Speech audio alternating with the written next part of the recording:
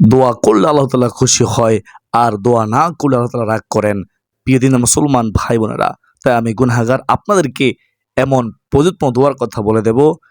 এই নিয়মে ২১ বার দোয়াটি চুপি চুপি পড়ুন। গুনাহ মাফ হবে, রিজিক, সম্মান, ইজ্জত বৃদ্ধি হবে, আপনার সকল সমস্যার সমাধান হবে ইনশাআল্লাহ। আপনি কি জানেন সে প্রযোজনপূর্ণ দোয়াটি কি? যদি না জেনে থাকেন তাহলে আজকের এই গুরুত্বপূর্ণ ভিডিওটি আপনার জন্য। প্রিয় দর্শক, আমরা তার সাথে সাথে আলোচনার শেষে একজন দিনী বোনের গুরুত্বপূর্ণ একটি প্রশ্নের উত্তর জানবো ইনশাআল্লাহ। প্রশ্নটি হলো, অনেকে বলে যে কাপড় ধৌত করার শুরুতে বিসমিল্লাহ না পড়লে এবং আলাদা আলাদা পানি দিয়ে ৩ বার ধৌত না করলে কাপড় পবিত্র হবে না। এই কথাগুলো কি সঠিক? কিতাবে কি রয়েছে সম্পর্কে? তো প্রিয় দর্শক, চলুন আমরা বিস্তারিত জেনে নেই। আমরা যে দোয়ার আমলটি করব, প্রথমত আমরা সে দোয়াটি সম্পর্কে ভালোভাবে জেনে নেই। আমার বিশ্বাস, যদি আপনারা শুনে মনোযোগ দিয়ে জীবনে কখনো এই দোয়ার আমল ছাড়বেন না ইনশাআল্লাহ। শয়তান ধোঁকা দিয়ে, ওয়াসওয়াসা দিয়ে, কুমন্ত্রণা দিয়ে আপনাদেরকে গাফেল করতে পারবে না। লা হাওলা ওয়ালা কুওয়াতা ইল্লা বিল্লাহ গুরুত্বপূর্ণ একটি আমল। এর ফজিলত ও সওয়াব অনেক অনেক বেশি। আমলটি করার ব্যাপারে হাদিসে অনেক বর্ণনা এসেছে, চমৎকার বর্ণনা, শুনলে অবাক হয়ে যাবেন। হযরত আবু মুসা আশআরী রাদিয়াল্লাহু তাআলা আনহু বর্ণনা করেন, রাসূলুল্লাহ সাল্লাল্লাহু আলাইহি ওয়াসাল্লাম একবার আমাকে বললেন, তোমাকে জান্নাতের অন্যতম ধনভাণ্ডারের কথা কি আমি বলে দেব? আমি বললাম, অবশ্য বলে দিন হে আল্লাহর রাসূল সাল্লাল্লাহু আলাইহি ওয়াসাল্লাম। তখন রহমাতুল লিল আলামিন নবীজি সাল্লাল্লাহু আলাইহি ওয়াসাল্লাম তিনি বললেন, ও আমার সাহাবী শুনো, সেটি হচ্ছে লা হাওলা ওয়ালা কুওয়াতা ইল্লা বিল্লাহ। লা হাওলা ওয়ালা কুওয়াতা ইল্লা বিল্লাহ। সুবহানাল্লাহ। দলিল বুখারী শরীফ, হাদিস নম্বর হচ্ছে 2992, মুসলিম শরীফ হাদিস নম্বর হচ্ছে 2704, তিরমিজি শরীফ হাদিস নম্বর হচ্ছে 3374, আবু দাউদ শরীফ হাদিস নম্বর হচ্ছে 1526 নম্বর হাদিস। হযরত আবু যর রাদিয়াল্লাহু তাআলা আনহু থেকে বর্ণিত হাদিসটি শুনুন মনোযোগ দিয়ে। তিনি বর্ণনা করেন, রাসূলুল্লাহ সাল্লাল্লাহু আলাইহি ওয়াসাল্লাম রাহমাতুল লিল আলামিন নবীজি আমাকে একবার বললেন, ও আমার সাহাবী, হে আবু যর, আমি কি তোমাকে জান্নাতের গুপ্তধনগুলোর একটির সন্ধান দেব না? আমি বললাম, হ্যাঁ আল্লাহ রাসূল সাল্লাল্লাহু আলাইহি ওয়াসাল্লাম, আমাকে বলে দিন, জানিয়ে দিন। তখন দয়ার নবী, মায়ের নবী, রাহমাতুল লিল আলামিন নবীজি রাসূলুল্লাহ সাল্লাল্লাহু আলাইহি ওয়াসাল্লাম তিনি বলেন, ও আমার সাহাবী শুনো, সেটি হচ্ছে লা হাওলা ওয়ালা কুওয়াতা ইল্লা বিল্লাহ। আহমদ শরীফের হাদিস, হাদিস নম্বর হচ্ছে 20829। আরো একটি চমৎকার হাদিস শুনবেন মনোযোগ দিয়ে। হাজম ইবনে হারমালা রাদিয়াল্লাহু তাআলা আনহু বলেন, ওই সাহাবী বর্ণনা করতেছেন, আমি নবী সাল্লাল্লাহু আলাইহি ওয়াসাল্লামের নিকট দিয়ে যাচ্ছিলাম।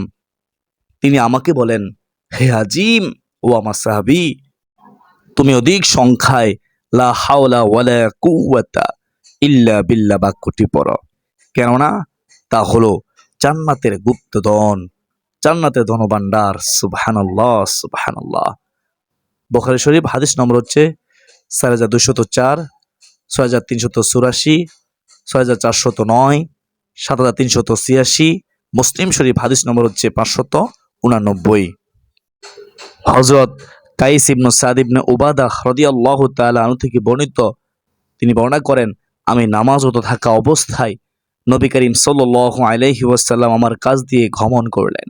তিনি নিজের পা মোবারক দিয়ে আমাকে আঘাত করে আমাকে ইশারা করে বললেন, আমি তোমাকে কি জান্নাতের দরজাগুলোর একটি দরজা সম্পর্কে জানাবো না?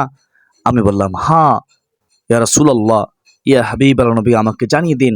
তখন দয়ার নবী, মায়ের নবী, রাহমাতুল লিল আলামিন নবীজি বললেন, ও আমার সাহাবী শুনো, সেটি হচ্ছে লা হাওলা ওয়ালা কুওয়াতা ইল্লা বিল্লাহ, যার অর্থ হলো আল্লাহ ব্যতীত অনিষ্ট দূর করার এবং কল্যাণ লাভের কোনো শক্তি আমাদের কারণেই। দলিল তিরমিজি শরীফ হাদিস নম্বর হচ্ছে 3581 নম্বর হাদিস। হযরত কাস রাদিয়াল্লাহু তাআলা আনহু বলেন, রাসূলুল্লাহ সাল্লাল্লাহু আলাইহি ওয়াসাল্লাম আমার পাশ দিয়ে যাচ্ছিলেন। আমি তখন মাত্র নামাজ শেষ করেছি। তিনি আমাকে তার কদম মোবারক দিয়ে আঘাত করলেন, ইশারা করে বললেন, ও আমার সাহাবী, জান্নাতের দরজাগুলো একটি কি, তা আমি তোমাকে বলবো? আমি বললাম, অবশ্যই ইয়া রাসূলুল্লাহ, ইয়া হাবিব আল্লাহ, নবী গো, আমাকে বলে দিন। তখন দয়ার নবী, মায়ের নবী, রহমাতুল আলামিন নবীজি তিনি বললেন, ও আমার সাহাবী, শুনো, সেটি হচ্ছে লা হাওলা ওয়ালা কুওয়াতা ইল্লা বিল্লাহ। সুবহানাল্লাহ, সুবহানাল্লাহ। হযরত আবু জুবাইর রহমতুল্লাহি আলাইহি হতে বর্ণিত, আব্দুল্লাহ ইবনে জুবাইর রাদিয়াল্লাহু তাআলা আনহু নামাজ শেষে তাহলিল লা ইলাহা ইল্লাল্লাহ পাঠ করতেন, পাশাপাশি লা হাওলা ওয়ালা কুওয়াতা ইল্লা বিল্লাহ, লা না'বুদু ইল্লা ইয়াহু লাহুন নি'মা, এটিও পাঠ করতেন। সুবহানাল্লাহ। দলিল আবু দাউদ শরীফ, হাদিস নম্বর হচ্ছে 1507। হযরত আব্দুল্লাহ ইবনে আমর রাদিয়াল্লাহু তাআলা আনহু বর্ণনা করেন, রাসূলুল্লাহ সাল্লাল্লাহু আলাইহি ওয়াসাল্লাম বলেছেন, পৃথিবীর বুকে যে ব্যক্তি বলে লা ইলাহা ইল্লাল্লাহ আল্লাহু আকবার ওয়ালা হাওলা ওয়ালা কুওয়াতা ইল্লা বিল্লাহ, তার অপরাধগুলো ক্ষমা করে দেওয়া হয়, যদিও তা সাগরের ফেনারাশির মতো বেশি পরিমাণও হয়। সুবহানাল্লাহ। তিরমিজি শরীফ, হাদিস নম্বর হচ্ছে 3460 নম্বর হাদিস। আমার সাথে একবার পড়ুন, কখন মৃত্যু এসে যাবে বলা তো যায় না, জীবনের সমস্ত না মাফ হয়ে যাবে। লা ইলাহা ইল্লাল্লাহু আল্লাহু আকবার ওয়ালা হাওলা ওয়ালা কুওয়াতা ইল্লা বিল্লাহ, লা ইলাহা ইল্লাল্লাহু আল্লাহু আকবার ওয়ালা হাওলা ওয়ালা কুওয়াতা ইল্লা বিল্লাহ। অর্থ হলো, আল্লাহ তাআলা ছাড়া কোনো উপাস্য নেই, আল্লাহ সুমহান, আল্লাহর সাহায্য ছাড়া পাপ মুক্তির কোনো পথ নেই, আল্লাহর সাহায্য ছাড়া ইবাদতের কোনো শক্তি কারো নেই। তো প্রিয় দর্শক, এতক্ষণ পর্যন্ত দোয়াটি সম্পর্কে আপনারা জেনেছেন, আলহামদুলিল্লাহ। আমার বিশ্বাস, যারা এতক্ষণ পর্যন্ত শুনেছেন তারা আর কখনো এই দোয়ার আমল ছাড়বেন না। শয়তান ধোঁকা দিয়ে, ওয়াসওয়াসা দিয়ে, কুমন্ত্র দিয়ে এই দোয়ার আমল করা থেকে বিরত রাখতে পারবে না ইনশাআল্লাহ। তো প্রিয় দিন মুসলমান ভাই বোনেরা, এখন আপনারা কষ্ট করে সেই পবিত্র দোয়ার আমলটি সম্পর্কে শুনুন মনোযোগ দিয়ে। যদি মনোযোগ দিয়ে না শুনেন, তাহলে আমলটির নিয়ম আপনারা জানতে পারবেন না। আমলটি সঠিকভাবে না করলে আমল কবুল হবে না। প্রিয় দিন মুসলমান ভাই বোনেরা, রাতে প্রথমত এশার নামাজ আদায় করবেন ইনশাআল্লাহ। যারা পুরুষ আছেন, জামাতবদ্ধ হয়ে মসজিদে গিয়ে এশার নামাজ আদায় করে নেবেন। আর যারা মহিলা আছেন, আপনারা ঘরের মধ্যে উত্তমভাবে উঁচু করে প্রথমত এশার নামাজ আদায় করে নেবেন। এশার নামাজের ফরজ আদায় করার পর আপনারা প্রতিদিন যেভাবে ওজিফাগুলো পড়েন, সে ওজিফাগুলো আদায় করে নেবেন। সম্পূর্ণ এশার নামাজ শেষ করার পর আপনারা এই আমলটি করা শুরু করে দিবেন। বিশ্বাস রেখে, একিন রেখে, মহাব্বতের সাথে দোয়ার আমল করবেন ইনশাআল্লাহ।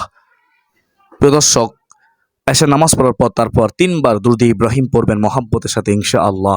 নবীজির প্রেম ভালোবাসা অন্তর রেখে সম্মানের সাথে পড়বেন। এভাবে পড়বেন। আমার সাথে একবার পড়ুন, 10টি গুণ মাফ হবে, 10 গুণ সম্মান বৃদ্ধি হবে, 10টি রহমত নাজিল হবে ইনশাআল্লাহ, 10টি নেকি আল্লাহর সাথে দান করবেন, আল্লাহ খুশি হবে, সম্মান বৃদ্ধি হবে। আল্লাহুম্মা সাল্লি আলা মুহাম্মাদিন ওয়া আলা আলি মুহাম্মাদ কামা সাল্লাইতা আলা ইব্রাহিম ওয়া আলা আলি ইব্রাহিম ইন্নাকা হামিদুম মাজিদ। আল্লাহুম্মা বারিক আলা মুহাম্মাদিন ওয়া আলা আলি মুহাম্মাদ কামা বারাকতা আলা ইব্রাহিম ওয়া আলা আলি ইব্রাহিম ইন্নাকা হামিদুম মাজিদ। এই হচ্ছে দুরূদ ইব্রাহিম। এই দুরূদ ইব্রাহিম পড়বেন সম্মানের সাথে 3 বার। 3 বার দুরূদ ইব্রাহিম পড়ার পর তারপর 21 বার এই দোয়াটি পড়বেন। নবীজির শিখানো দোয়াটি পড়বেন, লা হাওলা ওয়ালা কুওয়াতা ইল্লা বিল্লাহ, লা হাওলা ওয়ালা কুওয়াতা ইল্লা বিল্লাহ। কতবার পড়বেন? 21 বার পড়বেন। তাড়াহুড়ো করবেন না, ধীরস্থির সাথে বিশ্বাস রেখে আল্লাহকে খুশি করার জন্য মনোযোগ সহকারে 21 বার পড়বেন। 21 বার পড়ার পর তারপর একবার পড়বেন সম্পূর্ণ। খেয়াল করে শুনবেন, লা হাওলা ওয়ালা কুওয়াতা ইল্লা বিল্লাহিল আলিয়্যিল আযীম। আবার বলতেছি, খেয়াল করুন, লা হাওলা ওয়ালা কুওয়াতা ইল্লা বিল্লাহিল আলিয়্যিল আযীম। আশা করি এতটুকু বুঝতে পেরেছেন। আবারও বলতেছি, প্রথমত এশার নামাজ পড়বেন। এশার নামাজ পড়ার পর আপনি তারপর 3 বার দুরূদ ইব্রাহিম পড়বেন। তারপরে 21 বার লা হাওলা ওয়ালা কুওয়াতা ইল্লা বিল্লাহ পড়বেন। তারপরে সম্পূর্ণ একবার পড়বেন লা হাওলা ওয়ালা কুওয়াতা ইল্লা বিল্লাহিল আলিয়্যিল আযীম। তারপর আবারও শেষে দুরূদ ইব্রাহিম 3 বার পড়বেন। সম্মানের সাথে পড়বেন, তাজিমের সাথে পড়বেন। দুরূদ ইব্রাহিম 3 বার পড়ার পর তারপর 100 বার আস্তাগফিরুল্লাহ, আস্তাগফিরুল্লাহ, আস্তাগফিরুল্লাহ পড়বেন। মনে রাখবেন, আস্তাগফিরুল্লাহ আমার অত্যন্ত দামি আমল। আস্তাগফিরুল্লাহ সম্পর্কে আল্লাহ তাআলা ওয়াদা করেছেন গুনাহ মাফ করবেন, সন্তানের প্রয়োজন হলে সন্তান দিবেন।